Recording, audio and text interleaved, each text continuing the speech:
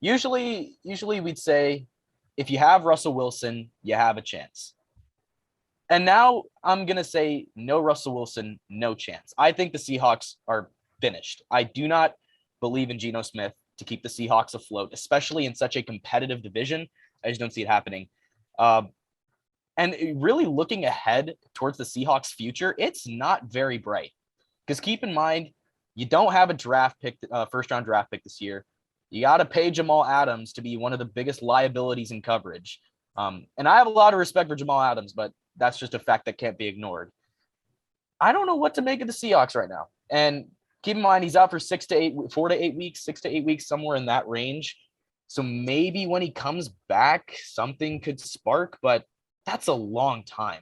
And Geno Smith is going to be going up against some tough defenses. We're already seeing this week he's going up against Pittsburgh's defense. And that is a tough ask. Pete Carroll, I don't really believe in as much as I did in previous years as a head coach. I just don't think his style of coaching works anymore in the NFL. And for what it's worth, I think the offensive coordinator hire they made this year with Shane Waldron, I think it's actually pretty good. It's just the Seahawks might be in line for cleaning house sooner than we think. That's what I think. We could see Wilson on the move. We could see Carroll being fired. We could see John Schneider on the outs, but the Seahawks are in a very brutal spot right now. And this Wilson injury really just shakes things up in the NFC West and the NFC as a whole. I think first off, Russell Wilson has been one of my favorite quarterbacks to, watch and, kind of like analyze, right? Especially on the pod too. And I think it's just growing frustration with Pete Carroll. Like, look, I know they kind of squashed it in the offseason, but I think it's still there. Like, look, and they Pete Carroll is he's a defensive coach, right? Who's kind of this motivator, and he's still trying to instill this LOB type, right? Defense. And you just don't have the same personnel. You just don't. And I think that's the problem, right? That's why the Seahawks defense has been awful the last 3 years, hasn't been consistent. And also Ken Norton Jr. is not Dan Quinn. Yeah. Oh no, he's not even in the same realm. We can't. I know it was his birthday last week, but he is awful. And what do you call it? The Seahawks again. Aside from that, like one half in 2020, they've been awful. And I think Russell Wilson just goes to show how good this man is. Like, he has kept this franchise afloat. Has never had a losing season under his belt. So again, kudos to Russ, but. Yeah, I think Seattle this season, at least, loaded NFC West. You're going to have to play the Cardinals twice. You're still going to have to play the Rams one more time. Niners, you might get here and there because, again, it's not, I'm just kidding. But I think I'd pick everyone in the NFC West over them. And, for Geno Smith, listen, I know he got lucky on the DK touchdown, but, I mean, he did the most pre-snap motions and reads I've ever seen from a backup quarterback. So, hey, I don't know on Geno. I'm not going to fully, discount him because he looked decent. I'm not going to blame that pick that he had to end the game against LA. So I'm not going to fully close him out just yet, but he's not going to uplift the team the same way Russell Wilson can. So I'll agree with you. I think it's kind of, more of like a, just like, yeah, Russ is gone. Seahawks are kind of gone thing. So I'll agree with you on that. I think the interesting thing to think about is, yes, their future kind of might be no chance, and they might have to tear down after this season, start looking into moving Russ, moving on from Pete Carroll. I'm not completely sold on the idea that their season this year is over, though, because think about the teams they're probably going to be fighting for a wild card spot.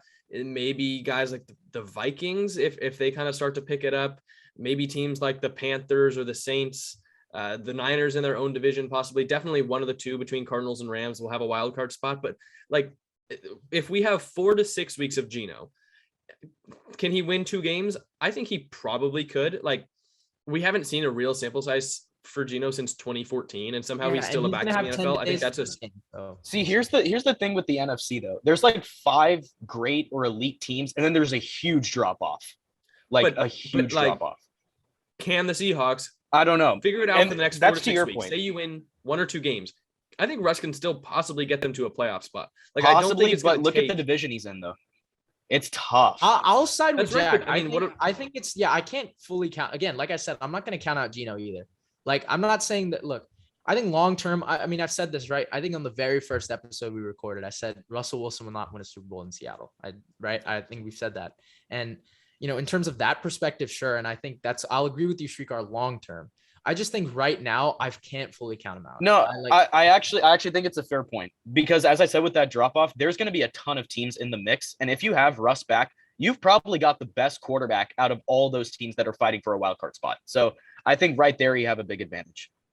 Yeah. And So it's I definitely think possible. Sam Darnold would like to disagree with that. No, I'm kidding. But I do think if they can get Russ back, they might have a chance at knocking off the Cardinals once. I think that they probably don't beat the Rams again. I think they probably take one, if not both, from the Niners, because like, if we're being honest, are the Niners done too? Because if you're gonna say the Seahawks are done, I would say the Niners are too, which is crazy to think that 2 NFC West teams are already done this early in the season. We didn't think that was going to happen.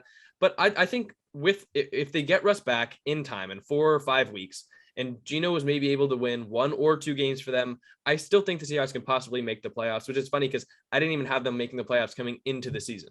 But all it takes, I believe, is beating out teams like the Vikings or the Saints for that second wildcard spot. And I think it's possible. But after this year, like how many young, good pieces would you say the Seahawks have? You could say DK Metcalf. There's stuff there. There's stuff there, but like, is there really a ton to build around? Like, that's my question. No, with the way the Seahawks have been Need, drafting, like, I don't know. not a lot. With the way they draft, if they Not a don't lot. hit on their players, look at a guy like Jordan Brooks. It's kind of a wash. And so I don't know. After this season, I think they might have to start tearing down. That's why I've said, as much as I hate it, because just Pete Carroll is literally one of my favorite people in the football world, I don't think he's fit to coach, head coach this team anymore. I think Russell Wilson might want out. And honestly, the Seahawks might have to look at starting a rebuild. So I like your takeaway, Shrikar. It just sucks that we have to see that so soon. And obviously, let's hope Russell Wilson gets healthy soon.